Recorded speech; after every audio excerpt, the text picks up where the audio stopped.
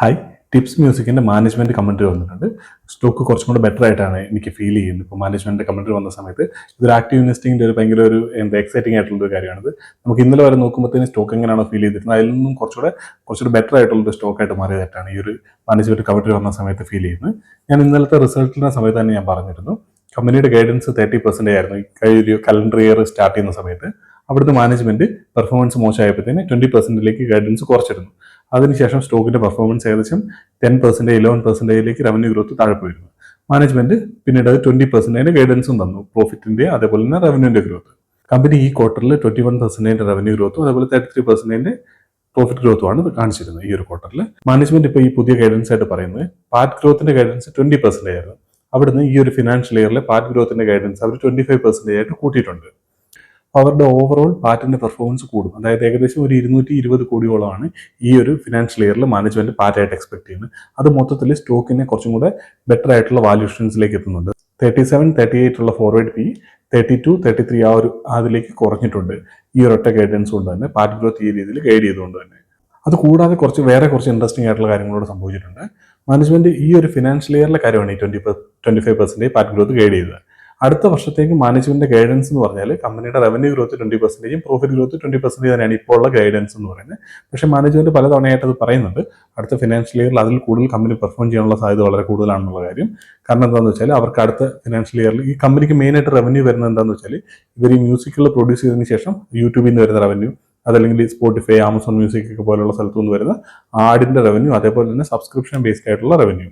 So ഇത് രണ്ടും നമ്മൾ നോക്കേണ്ടതായിട്ടുണ്ട്. സബ്സ്ക്രിപ്ഷൻ ബേസ്ഡ് ആയിട്ടുള്ള റവന്യൂ ആണ് ഇവർക്ക് ആടിനെ കഴിഞ്ഞ് കൂടുതൽ റവന്യൂ തരുന്നത് സബ്സ്ക്രിപ്ഷൻ ആണ്. അപ്പോൾ അതുകൊണ്ട് തന്നെ അതിന്റെ പെർസെൻറ്റേജ് കൂടുതൽ നമ്മൾ നോക്കണം. ഇപ്പോഴത്തെ റവന്യൂവിന്റെ ഏകദേശം 10% ആണ് സബ്സ്ക്രിപ്ഷനിൽ നിന്നുള്ള റവന്യൂ. അതിന്റെ ഗ്രോത്ത് ഏകദേശം 40-50% ഗ്രോത്ത് ഈ സബ്സ്ക്രിപ്ഷൻ റവന്യൂ കമ്പനിക്ക് വരുന്നുണ്ട്.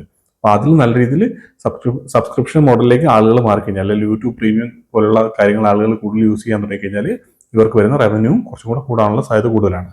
അപ്പോൾ ഞാൻ പറഞ്ഞു എന്തെന്ന് വെച്ചാൽ അടുത്ത വർഷം ഇവർക്ക് കുറച്ച് മേജർ ആയിട്ടുള്ള ഫിലിം റിലീസുകളും കാര്യങ്ങളൊക്കെ വരുന്നുണ്ട്. അതുകൊണ്ട് തന്നെ അതൊക്കെ പ്രോപ്പറായിട്ട് എക്സിക്യൂട്ട് ചെയ്ത് കഴിഞ്ഞാൽ ഈ 20% ഗൈഡൻസ് ഒരുപക്ഷെ അതിൽ നിന്ന് അവർ ഇമ്പ്രൂവ് ചെയ്ത് കൂട്ടാനായിട്ടുള്ള സാധ്യത വളരെ കൂടുതലാണ്. ഓൾറെഡി ഈ മേജർ റിലീസ് കൂട്ടാതെ തന്നെ അവർ പറയുന്ന ഏകദേശം 20% ഗൈഡൻസ് ആണ്. അപ്പോൾ അതും പ്രോപ്പറായിട്ട് നടന്നാൽ അടുത്ത Q1 ഒക്കെ ആകുമ്പോഴത്തേന് അതിനകത്തുനിന്ന് റീവിസിറ്റ് ചെയ്യാനാണ് മാനേജ്മെന്റ് പറഞ്ഞിരിക്കുന്നത്. അപ്പോൾ മിക്കവാറും അത് ഗൈഡൻസ് കൂട്ടാനുള്ള സാധ്യത അവിടെ കാണുന്നുണ്ട്. അതുകൂടാതെ കമ്പനി പറയുന്ന കാര്യം എന്ന് വെച്ചാൽ അവരുടെ മാർജിൻസ് ഇപ്പോൾ 62% ആണ് പാറ്റ് മാർജിൻ എന്ന് പറഞ്ഞാൽ. നല്ല രീതിയിൽ പാറ്റ് മാർജിൻ കഴിഞ്ഞ വർഷത്തിൽ നിന്ന് ഇങ്ങോട്ട് വരുമ്പോഴത്തേക്ക് ഇമ്പ്രൂവ് ആയി വരുന്നുണ്ട്. നല്ല രീതിയിൽ ഇമ്പ്രൂവ് ആയിട്ടുണ്ടാകും. 62% ഇപ്പോഴത്തെ പാറ്റ് മാർജിൻ. അതേപോലെ തന്നെ എബിറ്റ മാർജിൻ നല്ല രീതിയിൽ ഇമ്പ്രൂവ് ആവുന്നുണ്ട്.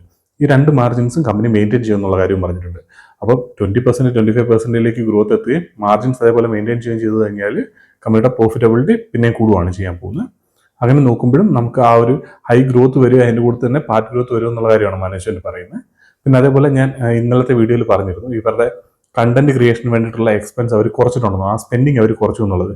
കാരണം ഇവരെ സംബന്ധിച്ചിടത്തോളം കൂടുതൽ കണ്ടന്റ് ക്രിയേറ്റ് ചെയ്താലേ ഉള്ളൂ ഇവർക്ക് പിന്നീട് റവന്യൂ വരുള്ളൂ.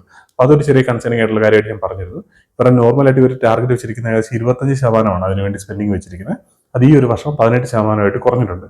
മാനേജ്മെന്റ് പറയുന്ന അടുത്ത ഫിനാൻഷ്യൽ ഇയറിൽ അവർ 25-28% അതിനുവേണ്ടി സ്പെൻഡ് ചെയ്യുന്നതാണ്. അപ്പോൾ ആ ഒരു കൺസേൺ മാറി കിട്ടുന്നുണ്ട്. അതേപോലെ മാനേജ്മെന്റ് പറഞ്ഞ മറ്റൊരു കാര്യം എന്താണെന്ന് വെച്ചാൽ അടുത്ത 4 മുതൽ 6 ക്വാർട്ടർ വരെ, അതായത് ഒരു വർഷം തൊട്ട് 1.5 വർഷത്തിനുള്ളിൽ ഇവരുടെ 30% എന്നുള്ള ഗൈഡൻസിലേക്ക് ഇവർ തിരിച്ചെത്തും എന്നുള്ള കാര്യമാണ് പറഞ്ഞിരിക്കുന്നത്. അതും നല്ലൊരു കമന്ററിയാണ് മാനേജ്മെന്റ് സൈഡിൽ നിന്ന് നോക്കുമ്പോഴത്തേക്ക്. ഇവർ ഈ മാർജിൻസ് മെയിൻറ്റെയിൻ ചെയ്തുകൊണ്ട് ഈ 30% മുകളിൽ ഗ്രോ ചെയ്ത് കഴിഞ്ഞാൽ പ്രോഫിറ്റ് നല്ല രീതിയിൽ കൂടാനും അതേപോലെ തന്നെ ഫോർവേഡ് പി നല്ല രീതിയിൽ താഴേക്ക് വരാനുള്ള സാധ്യതയുണ്ട്. മൊത്തത്തിൽ ഓവറോൾ നമ്മൾ നോക്കിയാൽ മാനേജ്മെന്റ് ഗൈഡൻസ് അനുസരിച്ചിട്ട് ഈ ഒരു ക്വാർട്ടറിൽ 20% ഗ്രോ ചെയ്താൽ ഏകദേശം 372 കോടിയാണ് അവർ റവന്യൂവിൽ എത്താൻ പോകുന്നത് ടോപ്പ് ലൈന്. അതേപോലെ പ്രോഫിറ്റ് ഏകദേശം 210 തൊട്ട് 220 കോടി വരെ. അതായത് ഈ മാർജിൻ മെയിൻറ്റെയിൻ ചെയ്യുകയും 20% മുകളിൽ ഗ്രോത്ത് വരണമെന്നുണ്ടെങ്കിൽ അവർ വരുന്ന Q4ൽ 29-30% ഗ്രോത്ത് വരണം ഈ അടുത്ത ക്വാർട്ടറിൽ. അത് വരികയും അതിന്റെ കൂടെ ഇവർ ഈ പറഞ്ഞ 60% മുകളിൽ പാറ്റ് മാർജിൻ മെയിൻറ്റെയിൻ ചെയ്ത് കഴിഞ്ഞാൽ കമ്പനിയുടെ പ്രോഫിറ്റ് എന്ന് പറയുന്നത് ഏകദേശം 220 കോടിയാകാൻ സാധ്യതയുണ്ട്. മാനേജ്മെന്റിന്റെ ഗൈഡൻസ് 25% ആണ് പ്രോഫിറ്റ് ഗ്രോത്ത് കഴിഞ്ഞ ഫിനാൻഷ്യൽ ഇയറിൽ നിന്ന്. കഴിഞ്ഞ ഫിനാൻഷ്യൽ ഇയറിൽ 25% കൂടുതൽ നോക്കി കഴിഞ്ഞാൽ ഏകദേശം 208 കോടി വരും. ഇതേപോലെ തന്നെ ഈ പാറ്റ് മാർജിൻ ഇതുപോലെ മെയിൻറ്റെയിൻ ചെയ്താൽ 220 കോടി വരും. അപ്പോൾ 208 തൊട്ട് 220 കോടി വരെ പാറ്റ് വരാനായിട്ടുള്ള സാധ്യതയുണ്ട് ഈ ഒരു ഫിനാൻഷ്യൽ ഇയറിൽ. അങ്ങനെ നോക്കിയാലത്തെ ഫോർവേഡ് പി ആണ് ഞാൻ നേരത്തെ പറഞ്ഞിരുന്നത്. ഏകദേശം 32-33ലേക്ക് അവരുടെ ഫോർവേഡ് പി കുറഞ്ഞു വരും. കമ്പനിയുടെ ആ ഗ്രോത്ത് റേറ്റ് ഏകദേശം 20% മുകളിലേക്ക്, അതായത് അടുത്ത ക്വാർട്ടറിൽ ഏകദേശം 30% ഗ്രോ ചെയ്താലേ ഉള്ളൂ 20% മുകളിൽ അവർക്ക് മെയിൻറ്റെയിൻ ചെയ്യാനായിട്ട് പറ്റുള്ളൂ. അതേപോലെ ഈ അടുത്ത ക്വാർട്ടർ കഴിയുന്നതോടുകൂടി ഫിനാൻഷ്യൽ ഇയർ തീരുവാണ്. അപ്പോൾ അടുത്ത ഫിനാൻഷ്യൽ ഇയറിൽ കമ്പനിയുടെ ഗൈഡൻസ് മാനേജ്മെന്റ് സംസാരത്തിൽ ഞാൻ നേരത്തെ പറഞ്ഞ പോലെ അറൌണ്ട് 25% ഗ്രോത്ത് നമുക്ക് എക്സ്പെക്ട് ചെയ്യാമെന്ന് വിചാരിക്കുന്നു. അങ്ങനെ നോക്കിയാൽ മാനേജ്മെന്റ് സംസാരിച്ച് വെച്ചിട്ട് ഏകദേശം 450 കോടിയോളം അടുത്ത ഫിനാൻഷ്യൽ ഇയറിൽ മിനിമം 20% വന്നാൽ തന്നെ അവരുടെ ഗൈഡൻസ് ടോപ്പ് ലൈൻ 450 കോടി 460 കോടിയിലേക്ക് എത്തും. അടുത്ത വർഷം അപ്പോൾ അവർ ഈ അറൌണ്ട് 25% ഗ്രോത്ത് വരിക, അതിന്റെ കൂടുതൽ മാർജിൻസ് മെയിൻറ്റെയിൻ ചെയ്യുകയും ചെയ്ത് കഴിഞ്ഞാൽ ഏകദേശം 270-280 കോടിയോളം പ്രോഫിറ്റ് വരാൻ സാധ്യതയുണ്ട് അടുത്ത വർഷം. അപ്പം അങ്ങനെ നോക്കുമ്പോൾ അടുത്ത ഫിനാൻഷ്യൽ ഇയറിൽ അവർ ഫോർവേഡ് പി ഏകദേശം 27 റേഞ്ചിലേക്ക് വരാൻ സാധ്യതയുണ്ട്. അങ്ങനെയോട് നോക്കുമ്പോഴത്തേനും മൊത്തത്തിൽ കമ്പനിയുടെ ഫ്യൂച്ചർ നല്ല രീതിയിലാണ് ഫീൽ ചെയ്യുന്നത്. അതുപോലെ തന്നെ അതിനുശേഷം അതിനടുത്ത ഫിനാൻഷ്യൽ ഇയറിൽ മാനേജ്മെന്റ് പറയുന്നതനുസരിച്ചിട്ട് 1 വർഷം 1.5 വർഷത്തിനുള്ളിൽ 30% ഗ്രോത്തിലേക്ക് എത്താൻ സാധ്യതയുണ്ട്. അപ്പോൾ മൊത്തത്തിൽ നോക്കിയാൽ ഈ ഒരു മാനേജ്മെന്റ് കമന്ററിയിൽ, അതായത് ഇന്നത്തെ ഒരു ദിവസം കൊണ്ട് തന്നെ സ്റ്റോക്കിന്റെ മൊത്തത്തിലുള്ള മുമ്പിലേക്കുള്ള ഒരു ഫ്യൂച്ചറിലേക്ക് നോക്കുമ്പോൾ കുറച്ചുകൂടി ബെറ്റർ ആയിട്ടാണ് ഫീൽ ചെയ്യുന്നത്. ഇന്നലെ വരെ സ്റ്റോക്കിൽ എങ്ങനെയാണ്, അതായത് മോശമായിട്ട്, അതായത് 30% ഗൈഡൻസ് 20% ആയിട്ട് കുറഞ്ഞു, പിന്നീട് അതിന് 10%ലേക്ക് അതിന് മുമ്പിലത്തെ കഴിഞ്ഞ ക്വാർട്ടറിൽ പോയി, ഇപ്പോൾ വീണ്ടും 20-ലെത്തിയിരുന്ന സ്റ്റോക്ക് ഇപ്പോൾ കുറച്ചും കൂടെ മാനേജ്മെന്റിന്റെ ഗൈഡൻസ് ഒക്കെ കേൾക്കുമ്പോൾ കുറച്ചും കൂടെ നല്ല രീതിയിൽ പെർഫോം ചെയ്യാൻ സാധ്യതയുള്ളതായിട്ടാണ് ഫീൽ ചെയ്യുന്നത്. നമ്മൾ ആക്റ്റീവായിട്ട് ട്രാക്ക് ചെയ്യുമ്പോഴാണ് നമുക്ക് ഇങ്ങനെ സ്റ്റോക്കുകളിൽ ഉണ്ടാകുന്ന ചെറിയ മാറ്റങ്ങൾ പോലും നമുക്ക് മനസ്സിലാക്കി എടുക്കാനായിട്ട് പറ്റുന്നത്.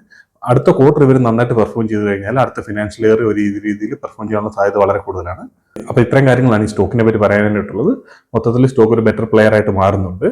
ഇന്നിപ്പോൾ ക്രെഡിറ്റ് ആക്സസ് ക്യാമ്പിന്റെ റിസൾട്ട് വരാനായിട്ടുണ്ട്. സോ അത് വന്നതിന് ശേഷം മാനേജ്മെന്റിന്റെ കമന്ററിയുടെ കേട്ടതിന് ശേഷം നാളെ പറ്റിയാൽ അവരുടെ റിസൾട്ടിന്റെ വീഡിയോ അപ്ലോഡ് ചെയ്യാം. നമുക്ക് എന്തായാലും അടുത്തൊരു വീഡിയോയിൽ കാണാം.